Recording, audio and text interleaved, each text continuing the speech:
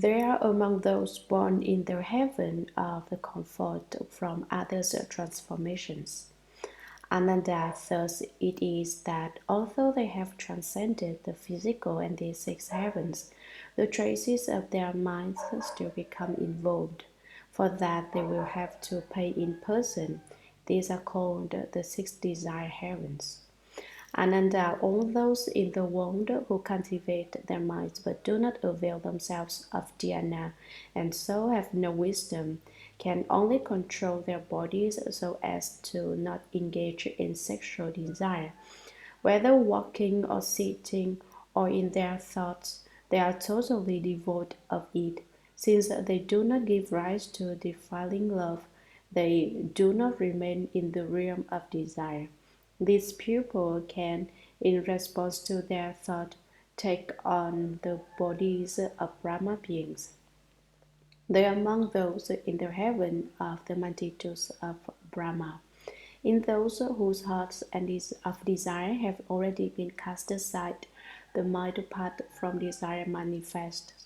They have a fond regard for the rules of discipline and delight in being in accord with them. These people can practice the Brahma virtue at all times, and they are among those in the heaven of the ministers of Brahma. Those whose bodies and minds are wonderfully perfect, and whose awesome deportment is not in the least deficient, are pure in the prohibitive precepts and have a thorough understanding of them as well. At all times, these people can govern the Brahma multitudes as great Brahma lords, and they are among those in the great Brahma heaven. Ananda, those who flow to these three superior levels will not be oppressed by any suffering or affliction. Although they have not developed proper samadhi, their minds are pure to the point that they are not moved by outflows. This is called the first dhyana. Ananda, those beyond the Brahma heavens, gather in and gather the Brahma beings, for their Brahma conduct is perfect and fulfilled. Unmoving and with settled minds, they produce light in profound stillness, and they are among those in the heaven of lesser light. Those whose lights illumine each other in an endless dazzling blaze shine throughout the realms of the 10 directions, so that everything becomes like crystal. They are among those in the heaven of limitless light. Those who take in and hold the light to perfection accomplish the substance of the teaching, creating and transforming the purity into endless responses and functions. They are among those in the light south heaven. Ananda, those who flow to these three superior levels will not be oppressed by worries or vexations. Although they have not developed proper samadhi, their minds are pure to the point that they have subdued their coarser outflows. This is called the second dhyana. Ananda, heavenly beings for whom the perfection of light has become south and who further open out the south to disclose its wonder, discover a subtler level of practice. They penetrate to the bliss of still extinction and are among those in the heaven of lesser purity. Those in whom the emptiness of purity manifests are led to discover its boundlessness. Their bodies and minds experience light ease, and they accomplish the bliss of still extinction. They are among those in the heaven of limitless purity. Those for whom the world, the body, and the mind are all perfectly pure have accomplished the virtue of purity, and a superior level emerges. They return to the bliss of still extinction, and they are among those in the heaven of pervasive purity. Ananda, those who flow to these three superior levels will be replete with great compliance. Their bodies and minds are at peace and they obtain limitless bliss. Although they have not obtained proper samadhi, the joy within the tranquility of their minds is total. This is called the third dhyana.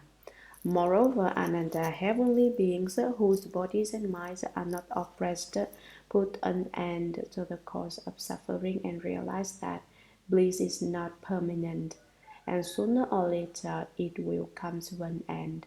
Suddenly, they simultaneously renounce both thoughts of suffering and thoughts of bliss.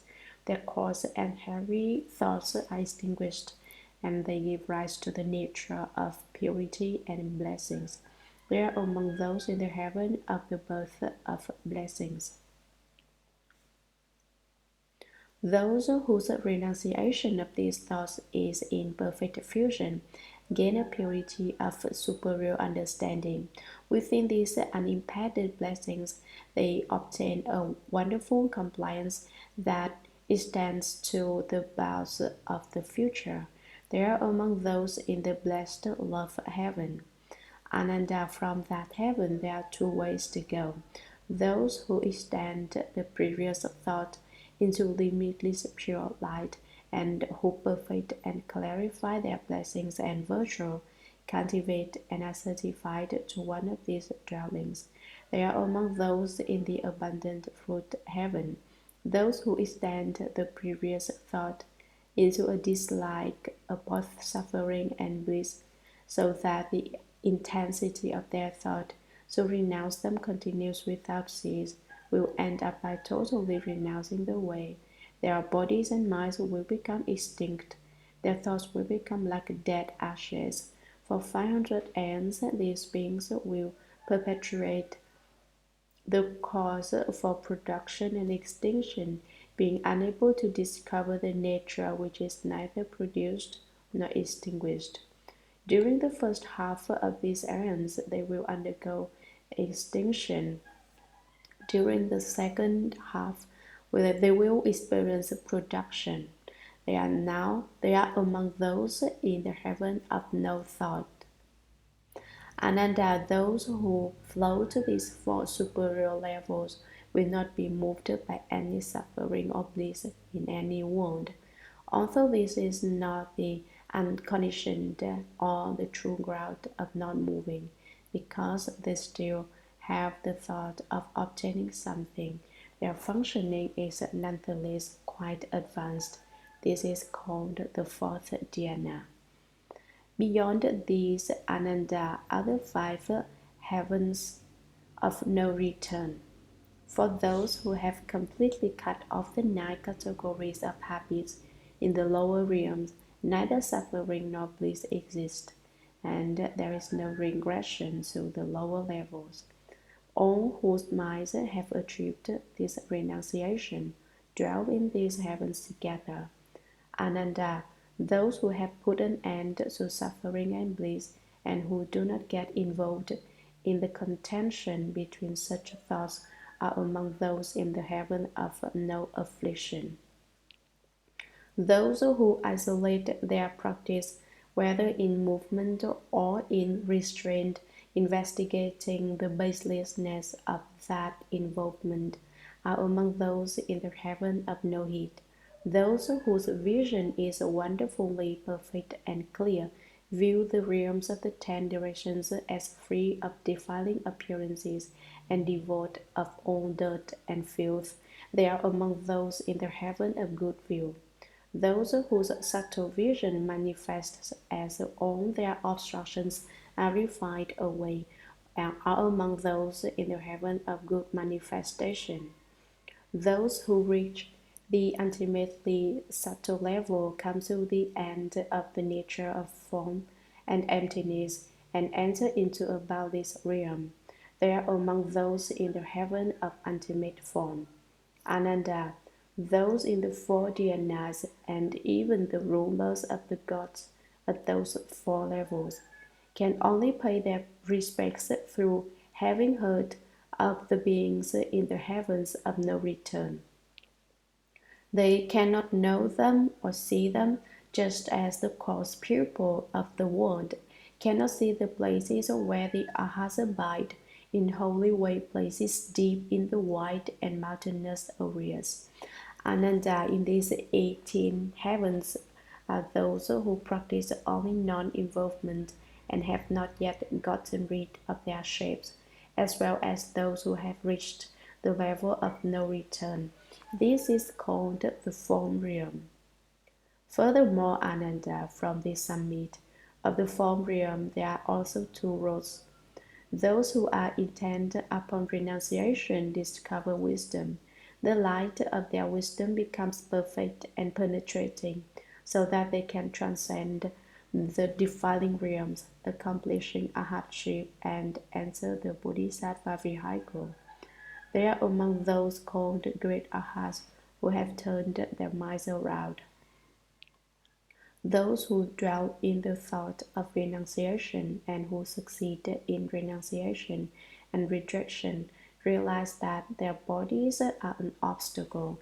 If they thereupon obliterate the obstacle and enter into emptiness, they are among those at the station of emptiness. For those who have eradicated all obstacles, there is neither obstruction nor extinction. Then there remains only the alaya consciousness and half of the subtle functions of the manas. These beings are among those at the station of boundless consciousness. Those who have already done away with emptiness and form eradicate the conscious mind as well. In the extensive tranquility of the 10 directions, there is nowhere at all to go. These beings are among those at the station of nothing whatsoever. When the nature of their consciousness does not move, within extinction they exhaustively investigate. Within the endless, they discern the end of the nature. It is as if it were there and yet not there, as if it were ended and yet not ended. They are among those at the station of neither thought nor non-thought. These beings who delve exhaustively into emptiness but never fathom the principle of emptiness go from the heaven of no return down this road which is a dead end to sagehood. They are among those known as dumb Arhats, who do not turn their minds around, just like those in the heaven of no thought and the heavens of externalists, who become engrossed in emptiness and do not want to come back. These beings are confused, prone to outflows, and ignorant. They will accordingly enter the cycle of rebirth again. Ananda, each and every being in all these heavens is ordinary. They are still answerable for their karmic retribution. When they have answered for their deaths, they must once again enter rebirth. The lords of these heavens, however, are all bodhisattvas who roam in samadhi. They gradually progress in their practice and make transferences to the way cultivated by all sages. Ananda, these are the four heavens of emptiness, where the bodies and minds of the inhabitants are extinguished. The nature of concentration emerges, and they are free of the karmic retribution of form. This final group is called the formless realm. The beings in all of them have not understood the wonderful enlightenment of the bright mind. Their accumulation of falseness brings into being false existence in the three realms. Within them, they falsely follow along and become submerged in the seven destinies. As Putkalas, they gather together with their own species or kind. Furthermore, Ananda, there are four categories of asuras in the triple realm. Those in the path of ghosts, who use their strength to protect the Dharma and who can ride their spiritual penetrations to enter into emptiness, are asuras born from eggs. They belong to the destiny of ghosts. Those who have fallen in virtue and have been dismissed from the heavens dwell In places near the sun and moon, there are asuras born from wombs and belong to the destiny of humans. There are asura kings who uphold the world with a penetrating power and fearlessness. They fight for position with the Brahma Lord, the god Chakra, and the four heavenly kings. These asuras come into being by transformation and belong to the destiny of gods. Ananda, there is another baser category of asura. They have thoughts of the great seas and live submerged in underwater caves. During the day, they roam in emptiness. At night, they return to their watery realm. These asuras come into being because of moisture and belong to the destiny of animals. Ananda, so it is that when the seven destinies of hell dwellers, hungry ghosts, animals, people, spiritual immortals, gods, and asuras are investigated in detail, they are all found to be murky and embroidered in conditioned existence. Their births comes from false thoughts. Their subsequent karma comes from false thoughts. Within the wonderful perfection of the fundamental mind that is without any doing. They are like strange flowers in space, for there is basically nothing to be attached to. They are entirely vain and false, and they have no source or beginning. Ananda, these living beings who do not recognize the fundamental mind, all undergo rebirth for limitless compass. They do not attain true purity because they keep getting involved in killing, stealing, and lust, or because they counter them and are born according to their not killing, not stealing, and lack of lust. If these three karmas are present in them, they are born among the troops of ghosts. If they are free of these three karmas, they are born in the destiny of gods. The incessant fluctuation between the presence and absence of these karmas gives rise to the cycle of rebirth. For those who make the wonderful discovery of samadhi, neither the presence nor the absence of these karmas exists in that magnificent eternal stillness. Even their non-existence is done away with. Since the lack of killing, stealing, and lust is non-existent, how could there be actual involvement in deeds of killing, stealing, and lust?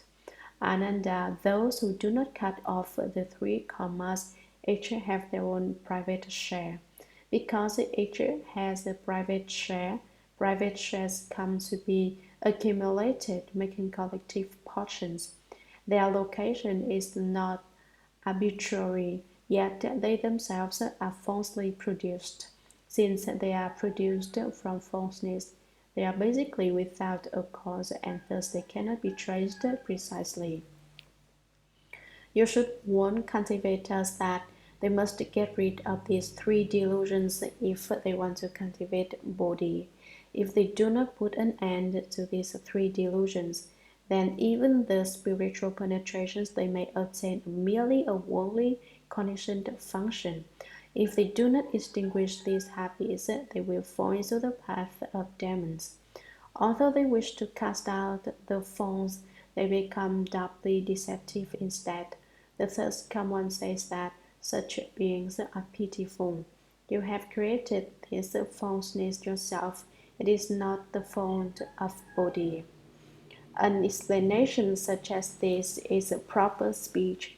Any other explanation is the speech of demon kings.